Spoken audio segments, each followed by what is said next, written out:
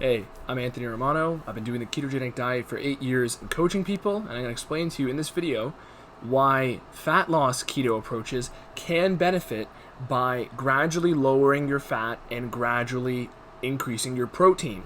Now, this is going to be something that you have to listen carefully to because it's essentially not something that works right away. It's a tactic for further fat loss and further keto shredding. Okay, so I'll get into this in the video after I roll my intro.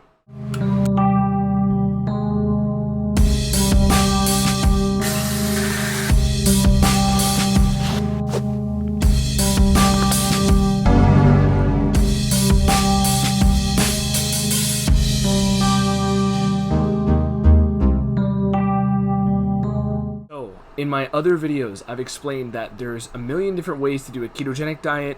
The most important thing is that you're not eating carbohydrates, okay? Essentially, all you have to do to be in the keto state is not eat carbs, okay? That is it. You don't have to eat certain foods, you simply have to cut out one, sugar. That is it. So, like I've said, I've coached vegetarians, I've coached carnivores, I've worked with plenty of people on the ketogenic diet. And the thing is, as time goes on, your macronutrients, like if you're somebody who's done keto before, you've learned that you feel different when you're in ketosis. You feel more full, your appetite isn't as pressing, you have more sustained energy throughout the day for the most part, and you're generally not getting any of these hanger episodes, okay? There's a lot of other benefits, but you've realized that your hormones play a role in fat loss more than calorie counting will, okay? But the purpose of this video is to explain how little tweaks can play out well for certain people. So this does not mean this is going to work for everybody, but as you progress on a keto diet, all of my programs, all of my client work, everybody, if they haven't done keto before, the first month is always high fat approach for the most part. And the reason why is because you want to emphasize adaption. Okay, you want to emphasize your body learning how to upregulate its oxidation of fat and essentially get your body a better fat burning engine, okay? So from there, that's what the first month is for, and that is where you really want to start off with high fat, and you really want to start off getting your body this engine. But as time goes on, you want to slowly bring that fat down because you need to increase the demand on your body to get its energy from endogenous stores, so from fat stored on your body. So think of it this way: if you're somebody who's new, I mean, if you're not new to keto and you came to me, then you know that we didn't start off with that first month. However, all of my programs will incorporate this, so stay tuned because some of them are going to be on my website. Always check the link in the description on these videos. So whenever somebody is starting off that way, you build up that engine and then you use it, but you create the demand for the fuel for that engine to be sourced from your body fat stores.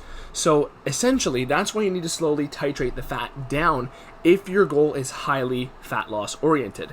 If your goal is for lifestyle or for, workout performance or mental performance, right? Reversing diabetes, I've worked with plenty of times, reversing other conditions, then you don't necessarily need to do this. This is solely a keto shredding strategy. This is not something that is recommended for everybody, okay? So the implication here too is that when you're doing a keto shredding approach, you are willing to bite the bullet that you're going to be eating a little bit less food. There is going to be a little bit of struggle you'll have to put up with, okay? However, nowhere near as much of the struggle you would have to put up with if you did a carbohydrate-based diet where essentially you're on a carb metabolism, but you're not giving your body access to that much of its fuel at the time, being carbohydrates. So keto approach is opposite because once you enter the keto state, your body has nearly endless amounts of fuel, given that our body stores thousands and thousands of calories worth of fat. So now let's get into the other dynamics of increasing protein a bit and lowering fat. Like I said, you want to lower the fat a bit so there's more demand for your body to actually break down its own stores. From there, increasing the protein will do two things simultaneously. The first is that if you are doing heavy training or lots of activity, you will need that extra protein. The second is that it will enhance fat burn because of the fact that protein is hard to digest. Essentially, it is the most thermogenic of all the macronutrients because it takes the most energy to actually digest it and break it down. And by having an increase in protein at the expense of fat what you're doing is three things total. You're lowering the fat so that the demand for your body's fuel is increased so that it can't just get away with all the fat that's from your plate and it has to pull it from your body. And then with the protein increase at the same time, because as long as your calories are the same, by lowering fat, your protein's going to go up. So with that protein increasing, you're getting a better abundance of resources to recover, and you're also making an even greater demand than simply lowering the fat, because now you have a macronutrient coming in that requires more energy to actually break down. So it's a double whammy there, and that is why it's such a seriously powerful tool to implement at the right time. That is key here, which is typically why this approach is something I end up using with my clients when it comes towards the end and latter stages of a very highly fat loss oriented approach. So for people who are heavily focusing on keto shredding, this is a tool you can incorporate towards the end, because as time goes on and you gradually lower and lower and lower your fat and you increase your protein a bit, you may experience lacks of energy in certain areas. You may feel your recovery is not as good, because that is the nature of a fat loss diet when you're really pushing yourself. I'm talking, people once they're under 10% body fat, for women under around 13 or so percent body fat. That's where it really starts to get kind of difficult, around those areas. So before that, a lot of times you probably won't experience any lethargy in any way. But when we're actually incorporating this strategy, one other thing I want to stress is the sort of boundaries for this strategy. So you already know in general, if you've listened to the first 5 minutes of this video, you already know in general, okay, once I'm getting more aggressive, I'm going to lower my fat a little bit, increase my protein a little bit, right? Easy, and keep the calories still controlled at a reasonable amount. But here's the thing. You never want to go too far in either direction here. So you never want to go too low with the fat, and you never want to go too high with the protein. This can pose problems for ketosis and maintaining the ketogenic state. So for women, as I've said before, you never want to push below 60% fat. For most of the women I work with, I generally don't like to push them below 70. However, I've never really seen a woman have problems as long as she's above 60% fat in her diet. And keep in mind, for a lot of women who do claim they do have problems with keto, a lot of it comes from severely under-eating. If you're eating 60% fat, but you're at 1,800 calories a day, chances are you're going to be fine, because you're eating more food total, and 60% of 1,800 calories is more than 70% of 1,200 calories, right? It's all about how much total as well. So essentially, for a lot of women, you won't have problems if you stay around 70, and even a 70-30 can work towards the latter stages of a fat loss diet, and I have women who are doing this right now. So essentially, that's kind of a more aggressive approach. And for men, 70-30 is still optimal. For men, I've seen them start to have more problems, or by problems I mean lethargy, or a little bit more appetite, or not as good workout recovery, once they start to go below 55% fat. Okay, so I've seen men who are highly athletic go up to 40% protein. Nobody I've worked with recently. However, a lot of times for myself, I've pushed close to 40% protein intake. And this is where you start to reach the ceiling. So the point is, you never want to go, for men, you never want to go below 55, even below 60% fat, and you never want to go above 40% protein. And generally the same for women. However, maybe for women, you might be a little bit more strict on that. You might want to say never go below 60 on fat and never go above 35 on protein. A lot of women can get away with it, though, if they're highly active, especially given their calorie amounts. But the main thing here is this. The main thing is that once you start to get those double whammy effects going and your calories are still controlled, what you are doing hormonally is essentially, you never want to push the protein too high, because about half of the protein you're eating is going to show up as glucose in your bloodstream. So realistically, you want to keep training hard during this time, as you normally would, or whatever your normal regimen is, because the protein, even the around 56% or so that will turn into glucose in your bloodstream, will get adequately used. If you have extra protein coming in and you're not pushing it through the roof, all that extra protein is just going to go into your muscles, okay, as glycogen, because any of that gluconeogenic conversion of protein to carb is generally not going to raise your blood sugar that much. It's generally going to raise it about half of the amount that a carb meal would have. So for the most part, because you're already ketogenic, it's going to be maintaining ketosis.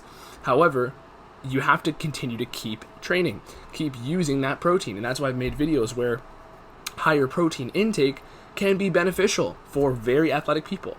So essentially, at the end of end of the day, keep your calories in control. When you're getting very aggressive, you can start to play around with this theory, and as long as you don't go past those boundaries I've stated, never go below 60% fat.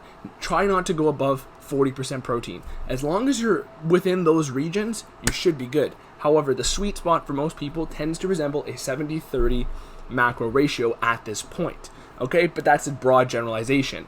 Okay, but it is backed by my experience and working with people, and of course my own past 8 years of keto experience when I've been fat loss, geared. So essentially that is the purpose of this video: keto shredding and the protein increase and the fat decrease.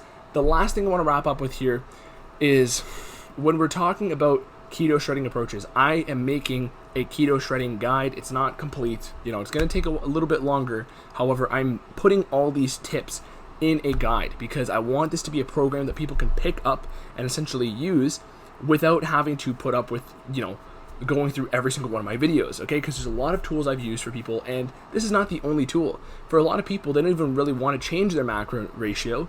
They can simply, add in more fasted cardio, do some prolonged fast. There's a lot of other tactics, but this is a tactic on a macro level that doesn't require you to do any other activities besides slightly tweak the food you're eating, right? So at the end of the day, that's the whole dynamic. You always want to get fat adapted, and then from there you want to increase the demand on your body to burn more of its own fat stores by slowly titrating down the fat. Okay? The last thing I'm going to say here, the very last thing, besides any more shameless self-promotion, is a lot of people think of keto as the 80-20, macro ratio standard ketogenic diet.